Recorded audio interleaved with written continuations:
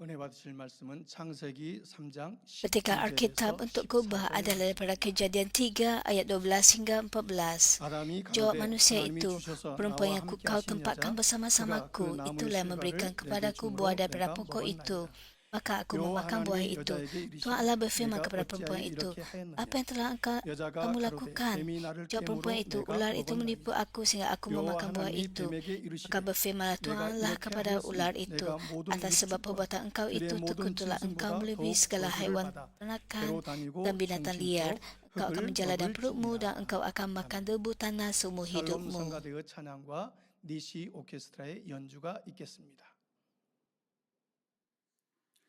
사랑하는 성도 여러분, Saudara dan saudari yang saya kasih dalam Tuhan Yesus, semua anggota Mamin dari Gereja Cawangan dan Gereja Tempatan, penonton GCN dan semua anak Tuhan menghadiri ibadah ini dalam talian. Inilah penjelasan tentang Kejadian sesi ke-75. Dalam khutbah yang lalu, Tuhan bertanya satu perkara kepada Adam berkaitan dengan memakan buah daripada pokok pengetahuan tentang perkara yang baik dan yang jahat. Sebab Tuhan bertanya sedemikian adalah kerana dia ingin mendengar jawapan yang jujur daripada Adam. Namun begitu, setelah Adam berbuat dosa, dia menjadi takut. Lalu dia menggunakan pemikiran badani ketika memberikan jawapannya. Pertanyaan daripada Tuhan ialah, adakah kamu makan buah daripada pokok yang telah kularang kamu makan buahnya?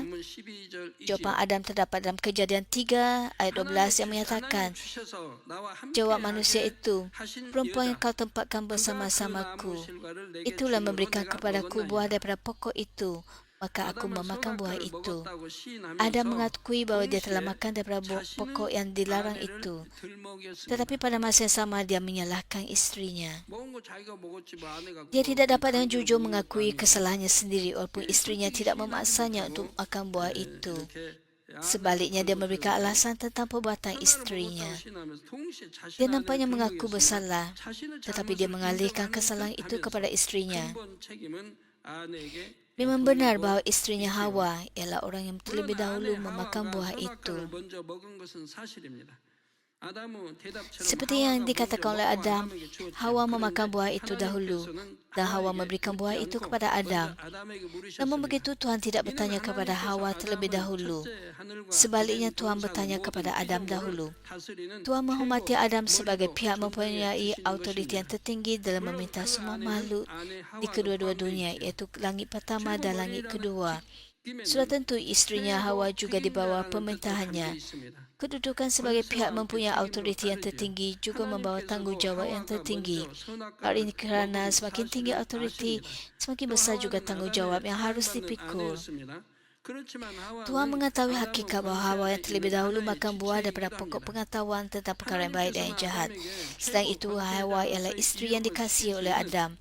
Namun begitu, Hawa juga merupakan satu makhluk yang berada di bawah autoriti Adam.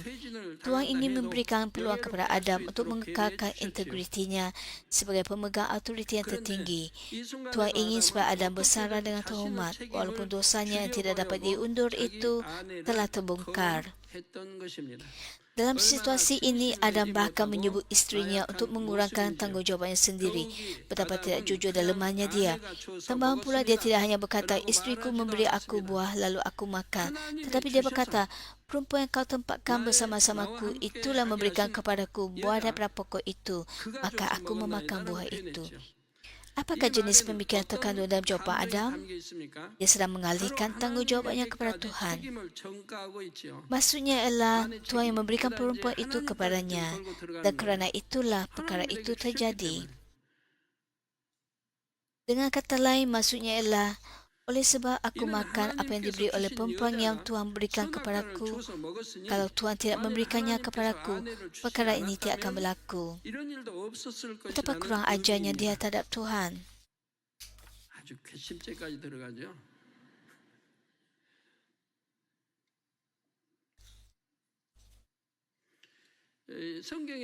Tidak banyak bahagian dalam Alkitab di mana Tuhan disalahkan secara langsung seperti ini.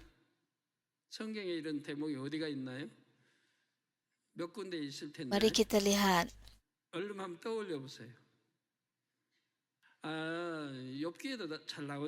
Dalam kitab Ayub, Ayub menyalahkan Tuhan dan juga ibu bapanya atas kejatuhannya.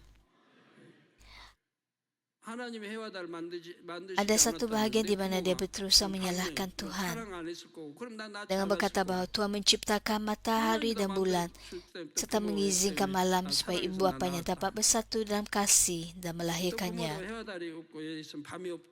Serta bahawa sekiranya tiada bulan dan malam, dia tidak akan dilahirkan dan tidak akan menderita seperti itu.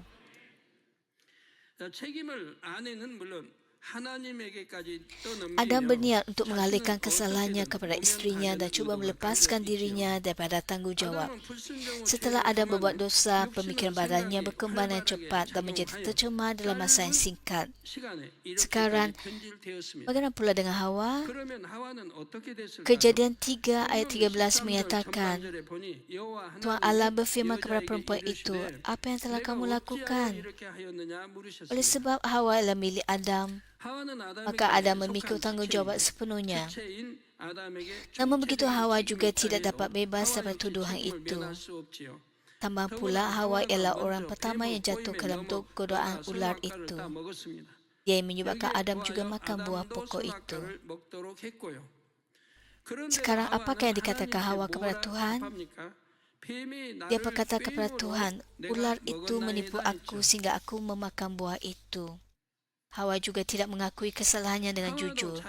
Dia juga meletakkan kesalahan pada ular itu. Apabila dia berkata ular itu menipu aku, hal ini bermaksud dia mengakui bahawa dia telah tertipu oleh godaan tersebut. Dengan kata lain, Hawa menyalahkan ular sambil mengakui kesalahannya sendiri.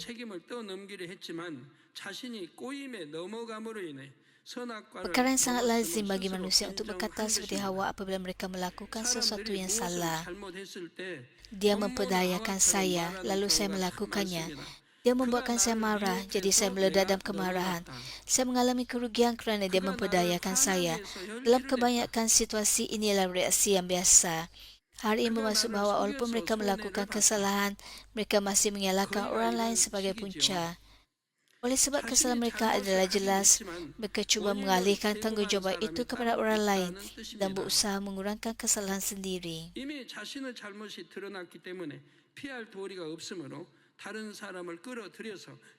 Sudah tentu, orang yang menyebabkan orang lain berbuat dosa juga bersalah. Namun begitu, cuma mengelak tanggungjawab sendiri dengan menyalahkan orang lain merupakan satu kejahatan yang besar. Walaupun anda menarik seseorang ke dalam dosa dan menyalahkan mereka, kesalahan anda sendiri tidak akan lenyap.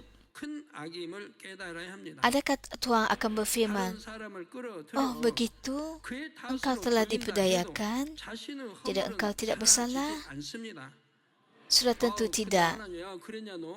Selain kesalahan mereka, mereka menambahkan satu lagi kejahatan, iaitu menyalahkan orang lain.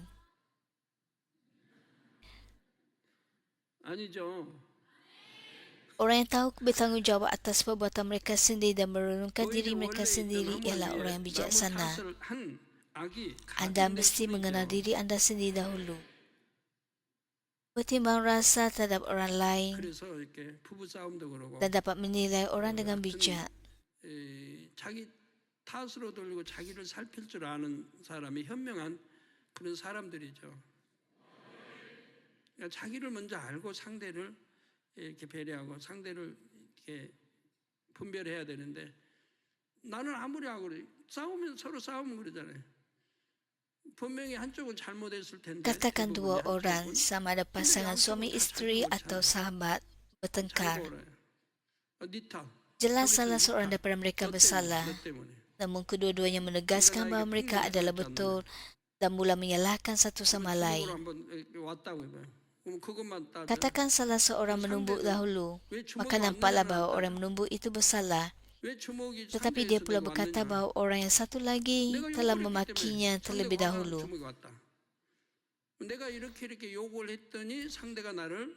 Kadang-kadang pihak yang satu lagi tidak menyebut kesalahannya, tetapi hanya menunjukkan kesalahan orang yang menumbuknya. Beginilah caranya anda menyalahkan orang lain dengan hanya menuding kesalahan orang lain tanpa mengakui kesalahan anda sendiri. Jika ada antara anda yang pernah berbuat demikian, anda mesti membuangnya dengan sepenuhnya daripada hati anda. Ini ialah kejahatan yang sangat jahat, 이 나쁜 거예요. menyalahkan 나쁜 orang 아니에요. lain. 하고 내 탓은 아니고 참 상대 탓으로 돌리는 거. 예, 그래서 아담도 Hal yang sama 하와도 juga berlaku 마찬가지입니다. kepada 원래 Adam dan 그 Hawa. 나무 탓을 한 악이 가중될 뿐입니다.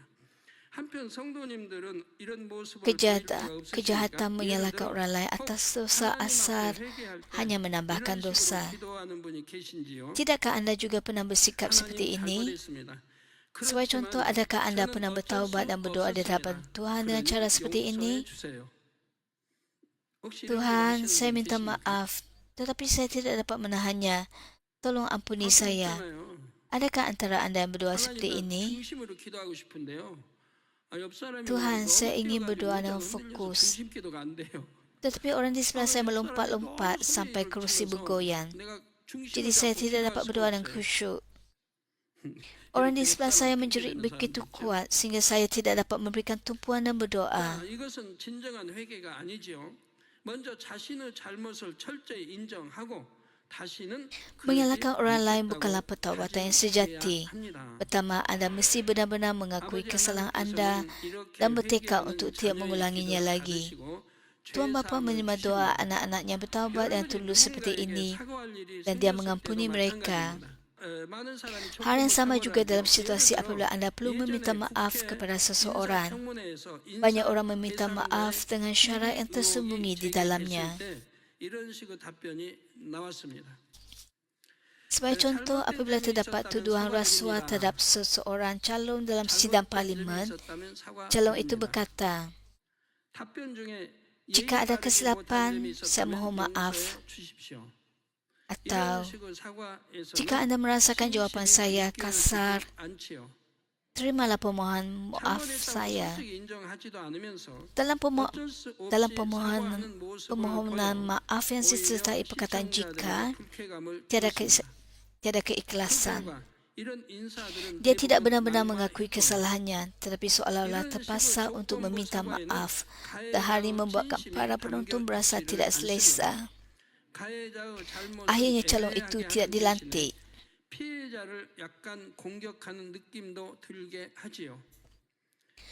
Pemohon maaf bersyarat seperti ini tidak mengandung ketulusan.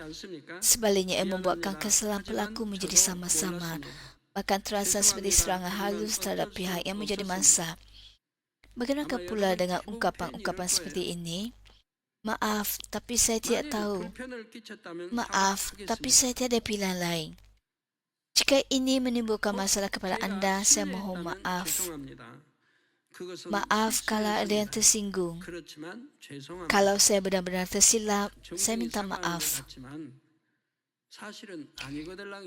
Saya berharap anda semua dapat dengan jujur mengakui kesalahan sendiri dan bertanggungjawab dengan sepenuhnya, bukan saja di dalam gereja tapi juga di luar gereja. Jika anda melakukannya, percayalah bahawa orang lain akan lebih percaya kepada anda. Selain itu, anda juga akan menjadi lebih berjaya di dunia ini.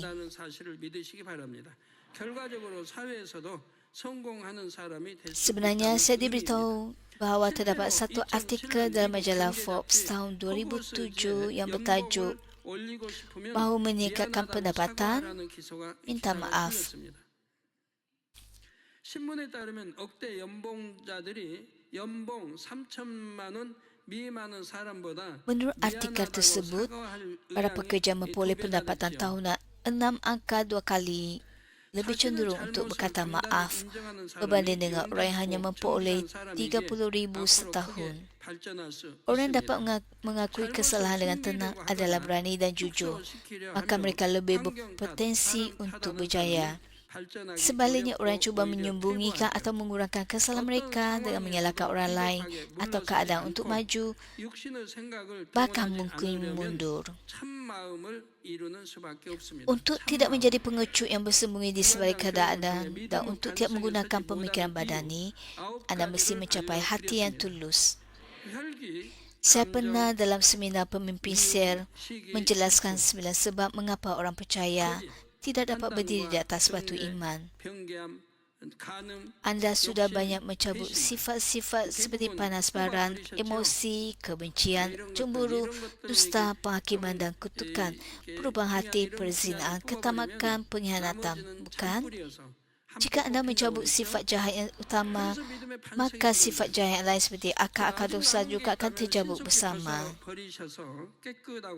Bukan? Itulah maksud saya apabila saya berkata bahawa kita mencapai batu iman.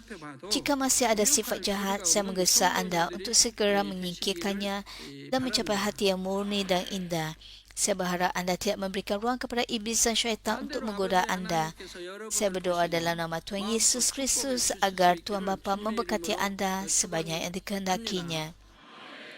Saudara dan saudari yang saya kasih dalam Kristus, Mazmur 9 ayat 7 hingga 8 menyatakan, namun Tuhan akan kekal selama-lamanya. Dia telah menyediakan tatanya untuk penghakiman. Dia akan menghakimi dunia dengan adil. Dia akan menghakimi manusia dengan saksama. Tuhan Bapa tidak menghakimi manusia berdasarkan rupa atau kata-kata mereka. Dia meneliti hati yang paling dalam dan menjatuhkan penghakiman bertepatan dengan keadilan.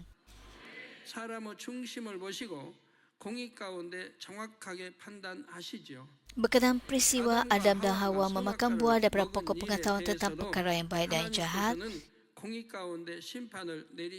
Tuhan telah menjatuhkan penghakiman dengan adil.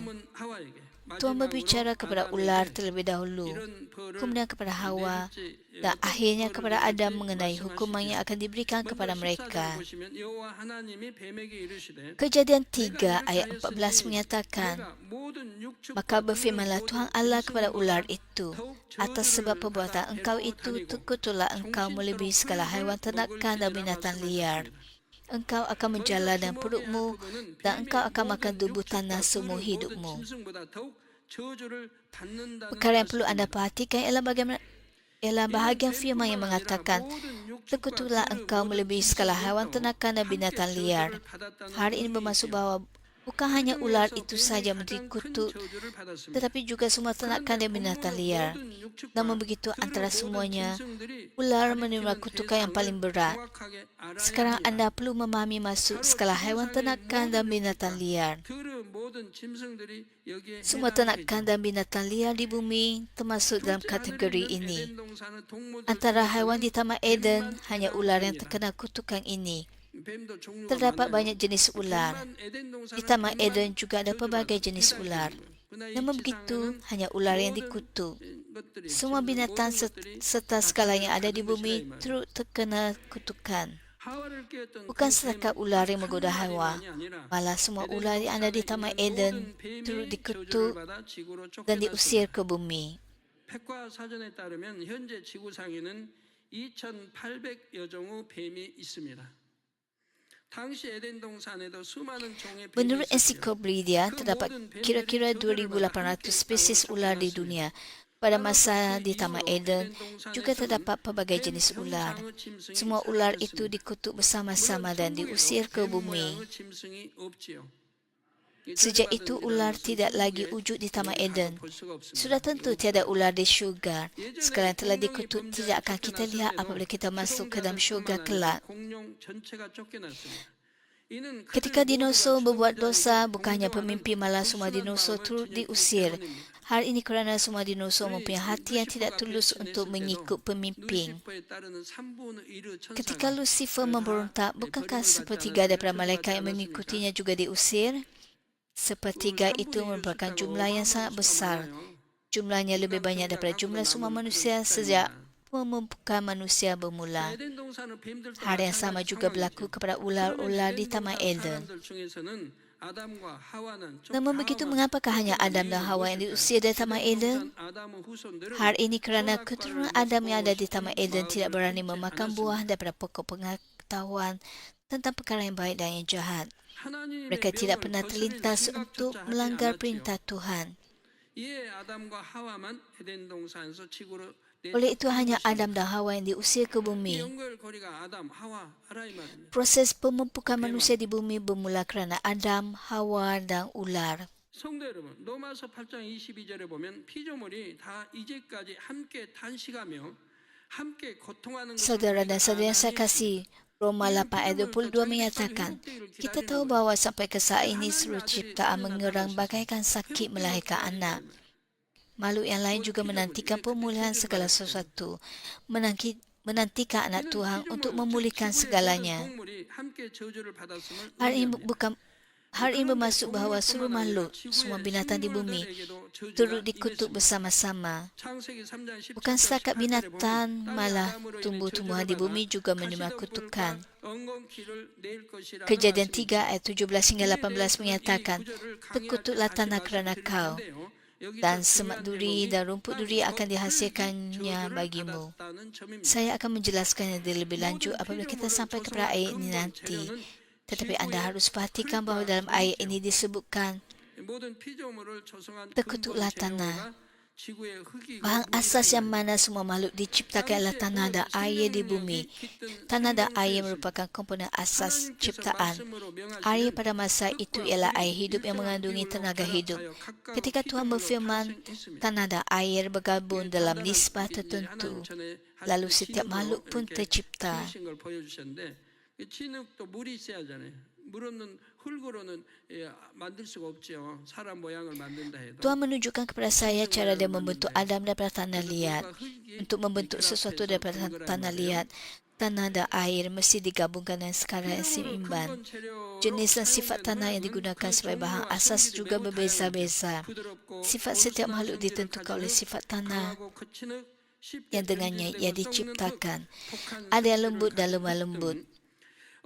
Ada yang keras dan kasar, ada yang mudah rosak dan busuk, serta ada yang beracun.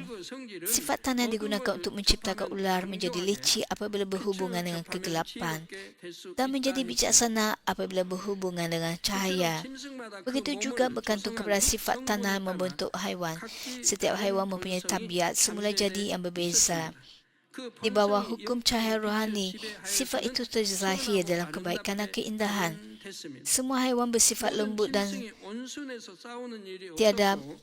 tidak bertarung antara satu sama lain atau memburu binatang yang lebih lemah. Setiap satunya hidup sehingga jangka hayatnya tamat, lalu kembali ke tanah setelah mati. Namun begitu disebabkan dosa Adam, tanah yang menjadi bahan asas bagi penciptaan semua makhluk telah terkutuk. Akibatnya sifat asal tanah itu sendiri mula terzahir. Hal ini membawa banyak perubahan kepada alam semula jadi. Pertama, sifat kebinatangan tersela sebagaimana adanya di dalam tanah yang menjadi asasnya.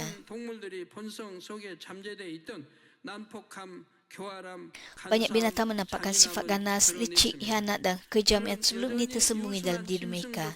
Sudah tentu masih ada binatang yang tetap lembut seperti lembu, anak domba dan burung merpati. Tidak banyak perubahan berlaku kepada binatang ini. Perubahan seterusnya ialah kemunculan binatang yang beracun. Sebagai contoh, terdapat spesies yang mempunyai bisa yang kuat seperti ular, katak, laba-laba, ikan buntal dan ubur-ubur. Berkaitan katak, ada spesies yang mempunyai bisa sehingga seseorang boleh mati hanya dengan menyentuhnya. Ini yang dipanggilkan katak anak panah beracun. Nama yang diambil kerana manusia menggunakan bisa katak itu pada hujung anak panah mereka. Kadang-kadang manusia mengalami bahaya besar akibat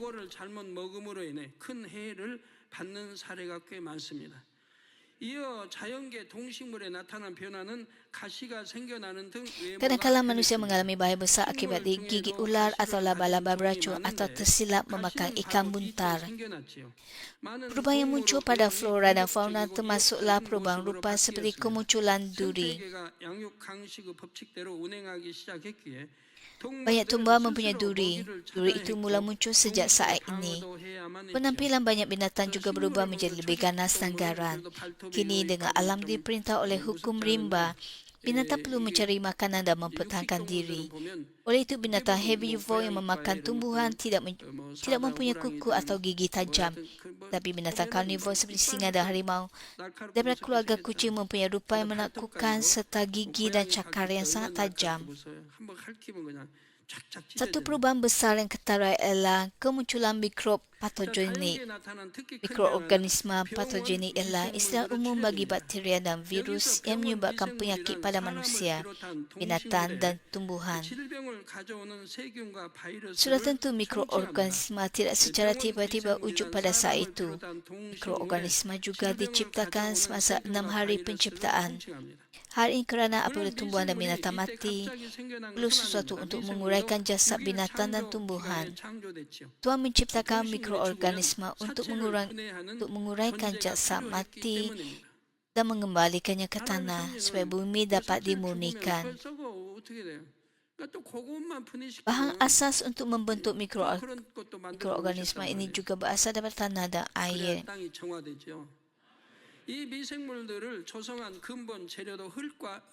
Setelah tanah dikutuk, mikroorganisma berbahaya pun muncul. 대표적인 병원균의 예로는 결핵균, 파상풍균, 콜레라균이 있습니다. 바이러스가 주요 원인인 대표적인 질병은 Contoh bakteria patogenik ialah kuman tuberkulosis, bakteria tetanus dan bakteria cholera. Contoh penyakit yang disebabkan oleh virus termasuk influenza, sesemak, AIDS, polio, cacar dan penyakit kaki dan mulut. Ada juga bakteria menghasilkan racun dalam makanan dan menyebabkan keracunan makanan. Parasit pula hidup pada atau di dalam haiwan dan tumbuhan lain dan merupakan organisma yang tidak tahu malu. Dalam kalangan manusia ada juga yang menipu orang lain untuk kelangsungan hidup. Mereka membedarkan orang lain demi keuntungan sendiri. Hal ini benar-benar sukar difahami, tetapi memang wujud orang seperti ini. Dalam kalangan parasit, ada spesies yang lebih kejam. Izinkan saya memperkenalkan beberapa daripadanya. Siput biasanya hidup di dalam air atau di tempat lembap dan teduh bagi mengelakkan kehilangan lembapan badan. Namun begitu, apabila seekor siput laut dijangkiti parasit, siput itu akan berterusan merayap naik ke atas batu.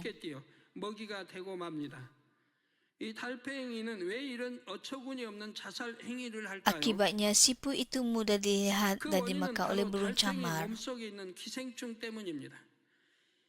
Mengapakah siput laut bertindak sedemikian seolah-olah mahu membunuh diri? Sebabnya ialah parasit ada di dalam tubuh siput itu. Parasit itu hanya dapat membiak apabila akhirnya masuk ke dalam tubuh burung camar. Itulah sebabnya parasit itu menggunakan siput untuk masuk ke dalam tubuh burung camar. Ada juga semut yang digunakan oleh parasit dengan cara serupa. Apabila semut dijangkiti parasit, semut itu akan merayap naik ke hujung daun. Akhirnya semut dimakan oleh kambing atau lembu. Semut ini juga dikawal oleh parasit yang matlamatnya adalah untuk memasuki usus binatang herbivore.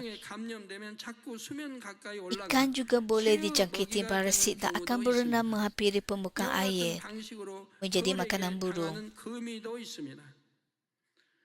국제학술지 네이처에 실렸던 내용을 한 사례를 소개해드리겠습니다. 맵시 벌은 거미의 몸에 알을 낳습니다. Terdapat juga spesies yang menggunakan laba-laba dengan cara yang serupa. Izinkan saya berkongsi kisah yang pernah dilaporkan oleh majalah Nature. Seekor tebuan ichneumon akan bertelur di dalam badan laba-laba. Apabila telur mentetas dan menjadi larva, laba-laba itu mula berkelakuan luar biasa. Laba-laba itu tiba-tiba membina sarang berbentuk huruf X yang kukuh walaupun dalam situasi angin kuat. Sarang laba-laba yang biasa kita lihat lazimnya berbentuk lingkaran. Setelah sarang berbentuk X itu siap, laba terbuang akan membunuh laba-laba tersebut dan bertukar menjadi kepompong di tengah-tengah jaring yang kukuh itu.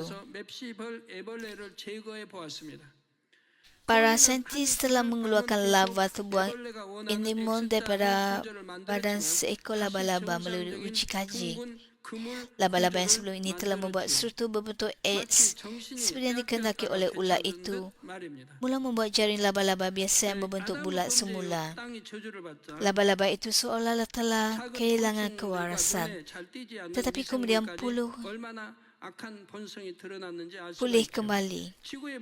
Apabila tanah itu dikutuk setelah Adam berbuat dosa, serangga-serangga kecil dan juga mikroorganisma yang sukar dilihat mula menzahirkan sifat jahat. Semua binatang dan tumbuhan di bumi menampakkan sifat tersembunyi dan cara ini. Tambahan pula apabila dosa semakin berleluasa di dunia, binatang juga menjadi semakin jahat. Inilah sebabnya apabila akhir zaman semakin hampir, semakin banyak kuman dan virus beracun yang lebih kuat muncul. Dalam khutbah seterusnya, saya akan memberitahu anda apa yang terjadi kepada ular itu yang menerima kutukan paling besar. Saudara dan saudari yang saya kasih dalam Kristus, pada hari ini kita telah melihat bagaimana Adam dan Hawa mengelak daripada memikul tanggungjawab serta memakan buah daripada pokok pengetahuan tentang perkara yang baik dan yang jahat. Saya berharap anda juga akan merenungkan sama ada anda menyalahkan orang lain atas tanggungjawab anda sendiri daripada menyalahkan anak-anak. Ibu bapa sepatutnya bertanya kepada diri sendiri, mengapakah anak saya menyimpan? Mengapa dia membenci keluarganya? Mengapakah dia bergaul dengan orang yang tidak baik? Jika anda sebagai ibu bapa mencari sebabnya, anda akan menemui jawapannya. Begitu juga dengan anda, anak-anak dan para pelajar. Anda seharusnya mencari punca masalah itu dalam diri sendiri, bukannya menyalahkan ibu bapa. Walaupun dalam kemiskinan atau keluarga yang tidak bahagia, ada banyak pelajar yang tetap rajin dan tekun belajar. Oleh itu, anda tidak seharusnya hanya menyalahkan ibu bapa atas keadaan yang sukar. Selepas menceritakan bagaimana Adam dan Hawa mengelak tanggungjawab setelah memakan buah daripada pokok pengetahuan tentang perkara yang baik dan jahat, saya menjelaskan apa yang berlaku selepas kutukan datang ke atas tanah akibat dosa, iaitu hati bumi dan manusia menjadi semakin rosak di bawah pemerintahan iblis dan syaitan. Anda mesti sedar bahawa pemikiran anda sering dimanipulasi oleh syaitan. Sebenarnya terlalu banyak pemikiran manusia yang telah dimanipulasikan oleh syaitan.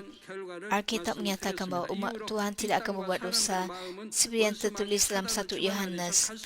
Hal ini kerana benih Tuhan ada di dalam mereka, maka mereka tidak dapat berbuat dosa. Oleh itu, siapakah yang bersalah jika anda memikirkan perkara-perkara badani? 너무 주관을 많이 받고 살거든요. 하나님의 사람들은 결단코 죄를 지을 수 없다고 말씀 나오죠. 요한일서에. 하나님 씨가 내 안에 있기 때문에 결단코 죄를 지을 수가 없다. 그런 게 누구 탓이에요? 자기 탓인 거지. Namun begitu 2 Tawarik 7 ayat 14 menyatakan, lalu umatku yang dipanggil atas namaku merendahkan diri, berdoa, mencari wajahku dan berpaling daripada jalan mereka yang jahat, maka aku akan mendengar dari syurga, mengampunkan dosa mereka serta memulihkan negeri mereka. Hal ini bermaksud bahawa jika umat Tuhan berpaling daripada jalan mereka yang jahat, merendahkan diri, berdoa dan mencari wajah Tuhan, yakni mereka sungguh-sungguh mencari Tuhan. Mencari wajah Tuhan bermaksud mentaati perintahnya. Jika kita hidup menurut firman Tuhan, siapakah akan mendengar doa kita dari syurga? Tuhan yang Maha Kuasa. Tuhan kita akan mendengarnya.